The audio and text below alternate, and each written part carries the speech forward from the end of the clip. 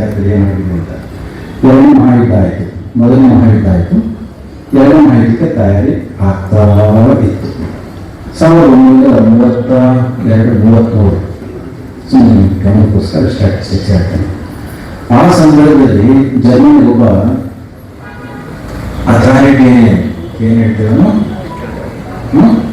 Hitler ಬಂದ ತಕ್ಷಣ Hitler ಅದು ಹೇಳ್ತಾರೆ ಆಮೇಲೆ ಪ್ರೊನೌನ್ಸಿಂಗ್ ಹೇಳಿ ಆಯ್ತು.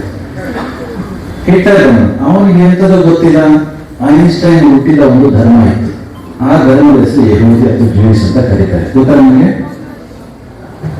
ನಿಮಗೆ ಗಮನ ಇದೆ. ನಂತರದಲ್ಲಿ ಅಮೆರಿಕ ದೇಶದ 2%. ಯಾರು? ಯಹೂದಿಗಳು. ಐನ್ಸ್ಟೈನ್ ಯಾವ ಧರ್ಮ ಅಥವಾ ಜಾತಿಗೆ ಹುಟ್ಟಿದಾರ ಆ ಪಂಗಡದವರು ಅಮೆರಿಕದಲ್ಲಿ ಕೇವಲ 2%. ಇವತ್ತಿಗೂ ಕೂಡ ನಮ್ಮ ಅಮೆರಿಕ ದೇಶ ಆಡ್ತಾ ಇರೋದಾಗುತ್ತಾ ಆ 2% ಯಹೂದಿಗಳು ಅಥವಾ ಜೂಯಿಸ್ಗಳು. 1-2 ಅವನಿಗೆ ಒಂದು ಭಾವನೆ ಚಿಕ್ಕ ವಯಸ್ಸನ್ನು ಬಂದ್ಬಿಟ್ಟಿತ್ತು. ಯಾರಿಗೆ? ಹಿಟ್ಲರ್ಗೆ. ಯಾರು ಮೊದಲನೇ ಮಹಾಯುದ್ಧವನ್ನ ಸೋಲಿಕ್ಕೆ ನಮ್ಮ ದೇಶದಲ್ಲಿರ್ತಕ್ಕಂಥ ಇವರೇ ಕಾರಣ ಅಂತ. ಅದಕ್ಕೆ ಅವನು ಚಿಕ್ಕ ವಯಸ್ಸಿಗೆ ಅಂತ ಭಾವನೆಯನ್ನು ಡೆವಲಪ್ ಮಾಡ್ಕೊಂಡಿದ್ದ ಮನಸ್ಸಿನಲ್ಲಿ ಅಂತ ಅಂದ್ರೆ ಅವ್ರು ಮುಖಂಡರು ಆಗ್ತಾರೆ. ಅಧಿಕಾರಕ್ಕೆ ಬಂದು ಮಠ ಆಗ್ತಾರೆ. ಸರಿ, ಅಧಿಕಾರ ಬಂದಾಯ್ತು. ಹಿಟ್ಲರ್ ಬಂದ ತಕ್ಷಣ ಮಾಡಿದ ಮೊದಲನೇ ಕೆಲಸ ಏನು ಗೊತ್ತಾ? ಈ ಯಹೂದಿಗಳನ್ನ ಸುಟ್ಟಾಕ್ತಾರೆ. ಲಕ್ಷಾಂತರ ಯಹೂದಿಗಳನ್ನ ಗ್ಯಾಸ್ ಚೇಂಬರ್ಗೆ ನೂಕಿ ಗ್ಯಾಸ್ ಒಳಗಡೆ ಹಾಕಿ ಏನಾಗೋದು ಹೌದಾ? ಗ್ಯಾಸ್ ಚೇಂಬರ್ಗೆ ನೂಕಿ ಲಕ್ಷಾಂತರ ಯಹೂದಿಗಳು ಸತ್ತರು. ಅದರೊಳಗಡೆ ಸಾಕಷ್ಟು ಜನ ಮೇಧಾವಿಗಳು, ಇನ್ನು ಕೆಲವು ಜನ ಉಳ್ಕೊಂಡಿಲ್ಲ, ವಿಜ್ಞಾನಿಗಳು, ತತ್ವಜ್ಞಾನಿಗಳು, ತಂತ್ರಜ್ಞಾನಿಗಳು, ಮೆಡಿಕಲ್ ಪ್ರೊಫೆಷನ್ ಡಾಕ್ಟರ್ಸ್ ಇವೆಲ್ಲ ಉಳ್ಕೊಂಡಿದ್ದವರು ಕಣ್ಣು ಕತ್ಕೊಂಡು ಓಡಾಡ್ತಾ ಇದ್ರು. ಅದರಲ್ಲಿ ಮುಖ್ಯವಾಗಿ ಒಬ್ಬ ವ್ಯಕ್ತಿ ಇದ್ದಾರೆ, ಐನ್ಸ್ಟೈನ್. ಅವನ ಫೋಟೋವನ್ನು ಬೀದಿ ಹಾಕಿಬಿಟ್ಟು ಏನ್ ಹೇಳ್ತಿರುತ್ತೆ ಗೊತ್ತಾ? ನೀವು ಬದುಕಿದೆ, still this survives alive. Einstein ತಪ್ಪಿಸ್ಕೊಂಡ. ಐನ್ಸ್ಟೈನ್ ಅಂತ ಒಂದು ಮಹಾನ್ ಪ್ರತಿಭೆ, ಏನು ಮಹಾನ್ ಪ್ರತಿಭೆಗಳು ಬಂದಿಲ್ಲ, ಈ ರೀತಿ ಮಹಾನ್ ಪ್ರತಿಭೆ ಐನ್ಸ್ಟೈನ್ ರಾತ್ರಿ ಜರ್ಮನಿಯಿಂದ ತಪ್ಪಿಸ್ಕೊಂಡು ಅಮೆರಿಕಕ್ಕೆ ಹೋದ ಒಂದೇ ಕಾರಣಕ್ಕೋಸ್ಕರ ಯುರೋಪ್ ದೇಶದ ಮುಖ್ಯವಾಗಿ ಜರ್ಮನಿಯಲ್ಲಿರ್ತಕ್ಕಂಥ 1500ಕ್ಕಿಂತ ಹೆಚ್ಚಿನ ಪ್ರತಿಭಾನ್ವಿತ ವಿಜ್ಞಾನಿಗಳು ಎಲ್ಲ ದೇಶಗಳು ಪರಿಣಾಮ ಆಯಿತು.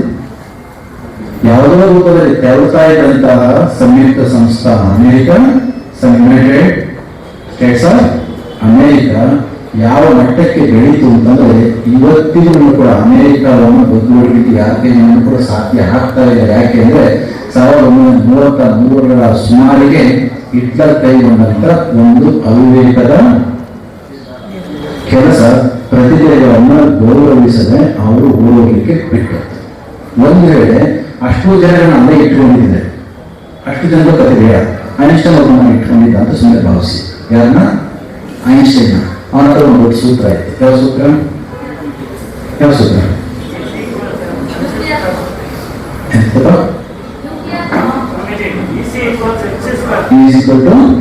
mc², energy the product of mass and square of velocity of light. ಅದನ್ನ ಸೂತ್ರ ಅವನ ಹತ್ರ ಇತ್ತು. ಹೋದ ಅಲ್ಲೊಬ್ಬ ಅಮೆರಿಕನ್ ಪ್ರೆಸಿಡೆಂಟ್ ಇದ್ದ, ಕೊಟ್ಟು ಪ್ರಾರಂಭ ಆಯಿತು. ಏನಿದು? ಆಟಮ್ ಬಾಂಬ್ಗೆ mc² ಒಂದೇ ಕಾರಣ ಅಲ್ಲ. ಆ mc² ಏನು ಬೇಕಾದ್ರೂ ಮಾಡೋದು. ಅದರಲ್ಲಿ ಒಂದು ಪ್ರಾಡಕ್ಟ್ ಬಟನ್ ಮಾಡು. ಇದು ಇಷ್ಟಕ್ಕೆ ಸಿಕ್ಕೇಳ್ತೇನೆ ನಿಮಗೆ. ಒಂದು ವೇಳೆ ಆ ದಿನದಲ್ಲಿ ಎರಡನೇ ಮಹಾಯುದ್ಧ ತುದಿಗೆ ಹೋಗ್ತಾ ಇರುವಂತ ದಿನದಲ್ಲಿ ಆಟಮ್ ಬಾಂಬು ಅಮೆರಿಕದ ತಯಾರಾಗಬಹುದು, ಅವನ ಹುಟ್ಟಿನ ದೇಶವಾದಂಥ ಜರ್ಮನಿಯಲ್ಲಿ ಇದ್ದಿದ್ರೆ ಜಗತ್ತಿನ ಇತಿಹಾಸ ಏನಾಗಿರ್ತಿತ್ತು? ಇಷ್ಟು ಆಗ್ತಿರಲಿಲ್ಲ. ಅವ್ರ ಕಥೆನೇ ಬೇರೆ ಆಗಿರ್ತಿತ್ತು ಅಂತ ಭಾವಿಸೋಣ. ನಾನು ಯಾಕೆ ಇಲ್ಲಿ ಹೇಳಿದ್ರೆ, ಒಂದೊಂದು ದೇಶದಲ್ಲಿ ಇರೋ ಎರಡು ಕಡೆ ಕೆಲಸ ಮಾಡೋ ಅವಶ್ಯಕತೆ ಇಲ್ಲ. ಇಡೀ ಜಗತ್ತಿನಲ್ಲಿ ಅಬ್ಸರ್ವ್ ಮಾಡಿ ನೋಡಿ, ಒಂದು ದೇಶದ ಒಂದು ಮನೆತನದ ಕೀರ್ತಿಯನ್ನ ಬಳಸಲಿಕ್ಕೆ ಎಲ್ಲ ಮಂದಿ ಉಳಿಯೋ ಅವಶ್ಯಕತೆ ಇಲ್ಲ. ಮನೆಯಲ್ಲಿ ಯಾರೊಬ್ಬ ಹುಡುಗ, ದೇಶದಲ್ಲಿ ಯಾರೊಬ್ಬ ವಿಜ್ಞಾನಿ, ಅವನೊಬ್ಬ ಮಾಡಿದ ಸಾಧನೆಯಿಂದ ಒಂದು ಇತಿಹಾಸವನ್ನೇ ಬದಲಾಯಿಸ್ತಕ್ಕಂಥ ಜಗತ್ತಿನ ಅವರ ದೇಶದ ಇತಿಹಾಸವನ್ನು ನಿರ್ಮಾಣ ಮಾಡ್ತಕ್ಕಂಥ ಕಾರ್ಯಗಳಾಗುತ್ತವೆ. ಅದಕ್ಕಾಗಿ ಅಲ್ಲಿಂದ ಯಾರು ಓಡಿಯೋರು, ಇಲ್ಲಿಂದ ಜರ್ಮನಿಯಿಂದ ಒಂದು ಯುರೋಪ್ ದೇಶದಿಂದ ಅಮೆರಿಕಕ್ಕೆ ಓದಂತಹದ್ದು ಸುಮಾರು 60 ಜನಕ್ಕೆ ಮದುವೆ ವಹಿಸುತ್ತೆ. ಯಾಕೆ? ಅಂತ ಮಹಾನ್ ಪ್ರತಿಭೆಗಳು ಅಂತಹ ಪ್ರತಿಭೆಯ ಸ್ಥಳಕ್ಕೆ ಸೇರಿರ್ತಕ್ಕಂಥ ಮಕ್ಕಳು ನೀವು ಆಗಿದ್ದೀರಿ. ಒಂದೇ ಅಂದರೆ ನಿಮ್ಮ ಪ್ರತಿಭೆ ಇನ್ನೊಂದು ಕೈಗೆ ಸಿಗಾಕೊಳ್ಳೋದಾಗೆ ನೋಡ್ಬೋದು. ಪ್ರತಿಭೆ ಎಲ್ಲಿ ಇರ್ತದೆ, ಬೇಡಿಕೆ ತುಂಬ ಜಾಸ್ತಿ ಇರ್ತದೆ. ಕಂಪ್ನಿಗಳಿರ್ಬೋದು, ಬೇರೆ ಕಡೆ ಇರ್ಬೋದು, ಅಂಟಿ ಸೂಸಿ ರೆಡಿಮೇಡ್ಸ್ ಮಾಡ್ತಕ್ಕಂಥ